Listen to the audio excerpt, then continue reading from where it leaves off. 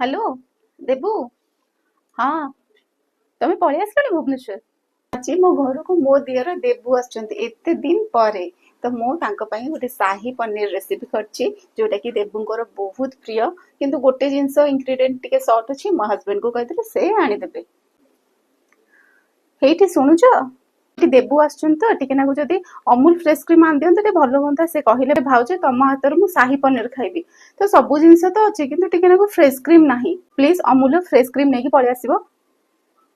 कौन कहलो तमे आनी परिबनी? ए भगवान मैं तो कौन करिबे, घरे फ्रेश क्रीम ही नहीं। हे प्रभु, सर भी मो पुओ सब खाई देछि, कौन करिबे? आइडिया। तो आज घरे आमे होममेड गोटे फ्रेश क्रीम बनेबा जोटा कि अमूल फ्रेश क्रीम को पूरा बीट करबो, पूरा ता भलिया टेस्टी बनेबो। तो चलंतु जल्दी जल्दी स्टार्ट करिया। बहुत ही बेकारी एक्टिंग परे एबे म आपन मानक संग शेयर करबी घरे आमे इंस्टेंट केमते अमूल क्रीम बनै परिबा। क्षीर कंचा क्षीर नेबेनी, उषुम क्षीर नेबे। उषुम क्षीर जोटा फुटे देथिबे से फुटा क्षीर रे 5-6टी काजू पकई टे बतरई देबे। बाकी 4-5टा सेमते पनीर पीसेस सेमते रखि देथिबे। तो गोटे ब्लेंडिंग जार आनिबे, सेथरे जो बतरई थिबा काजू आ क्षीर को आपण सब तक एट ए टाइम क्षीर ढालिबेनी। किछि क्षीर कारण बहुत थिक हे जिवो, आमे इंस्टेंट बनौचे तेनु कर किछि क्षीर बाकी सब 5-6टा काजू 5-6टा पनीर ए सब पकई गोटे फाइन पेस्ट आमे माने बनै देबा।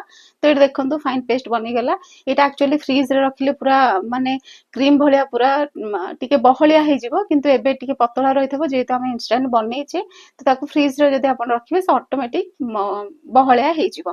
तापरे एबे कोन करे ए क्रीम को आमे जोटा भी आमे माने खाउथबे, एमिति कि आमे जदि ब्रेड संगे भी खाउथबो ना, पिला माने क्रीम खाए भल पांती तो ब्रेड संगे दे परिबे।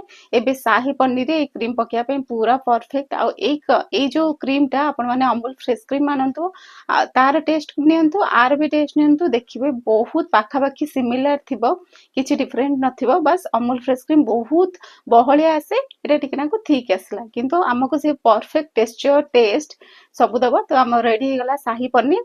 आपण ए क्रीम टा स्टोरेज करिकी 15 दिन मासे पर्यंत भी रखि परिबे, किछि असुविधा हबो नै। Bye bye.